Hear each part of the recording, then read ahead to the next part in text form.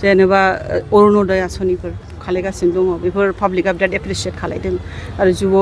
समाजनि थाखाय जे जों आसनि लादों बेफोरखौ एप्रिसियेट खालायदों बेफोरखौ जों कन्टिनिउ खालायगोन आरो बेनि गेजेरजों आरो मा खामानि मावोबा रायजोनि उपकार जायो बा इयं जेनेरेसननि उपकार जायो बेखौ जों मावगोन बिराद मोजाङै जालांबाय विभिन्न जाति जनगोष्ठी आंखौ समर्थन खालायबाय नोंथांमोनहानो नुखाबाय जे 3 नम्बर क'क्राझार एसटि समस्तिनिफ्राय विपुल भटआव देरहागोन होननानै आं कन्टेस्ट कन्टेस्टखौथ' आं नुवाखसै दा दिनैनि दिनावहाय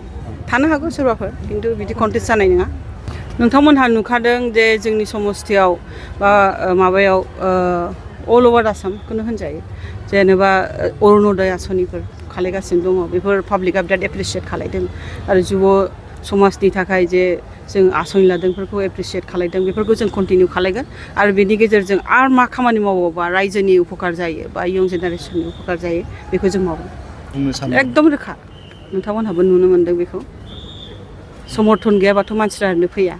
आरो स्वतस्फुर्त भाबै बिथांमोनहा फैदों आशीर्बाद होदों बेहायल' नङा आं जेराव मिटिं खालायदों जेराव बिसोरखौ लोगो हमनो थांदों आंनि साननायनिख्रुइ बांसिन आंखौ समर्थन खालायदों हिन्जाव हिसाबै जानो हागौ आरो अननाय रायजोनि आरो इसोरनि कृपा बेखौ जोंनि स्टेरिं कमिटिया डिसाइड खालायो आं डिसाइड खालाया बिसिनि मथे आं सोलियो